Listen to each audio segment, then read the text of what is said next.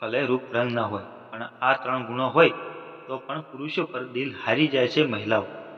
જીવનભર આપે છે સાથ. જીવનમાં મહિલાઓ પોતાના જીવનસાથી વિશે કેવા સપના સજાવી રાખે છે તેનો ઉલ્લેખ આચાર્ય ચાણક્યે પોતાની નીતિઓમાં કરેલો છે.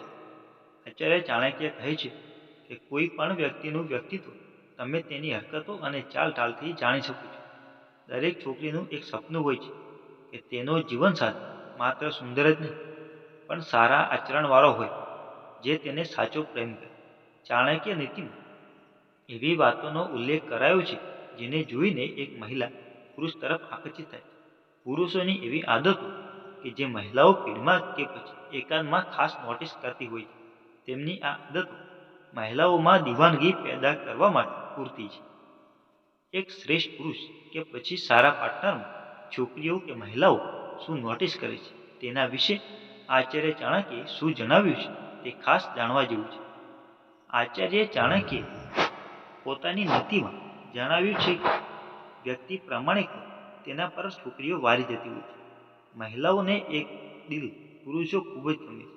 તેમનું માનવું હોય છે કે ઈમાનદાર પુરુષો પોતાના પાર્ટનરને ક્યારેય દગો કરતા નથી. આવા પુરુષો ભીડમાં પણ નોખા તરી આવે છે અને મહિલાઓના દિલમાં ઉતરી જાય છે.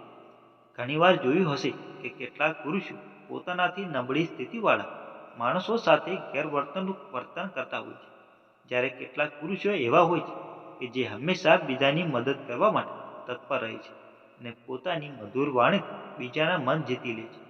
પુરુષોની આ શાલીનતા મહિલાઓને ખૂબ જ આકર્ષિત કરે છે. બીજા પ્રત્યે પુરુષોનો સારો વ્યવહાર મહિલાઓને ખૂબ જ આકર્ષિત કરે છે. મોટા ભાગે એવું જોવા મળતું હોય છે કે મહિલાઓ ખૂબ બોલતી હોય છે અને તે સામે એવી પણ ઈચ્છા રાખે છે કે તેમનો પાર્ટનર તેમને શાંતિથી સાંભળે.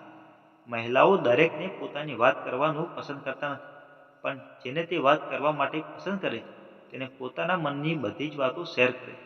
મહિલાઓ ઈચ્છે છે કે તેમનો પાર્ટનર તેમને શાંતિથી સાંભળે. જે પુરુષો મહિલાઓની વાતો સાંભળે તેને મહિલાઓ ખૂબ જ પસંદ કરતી હોય છે.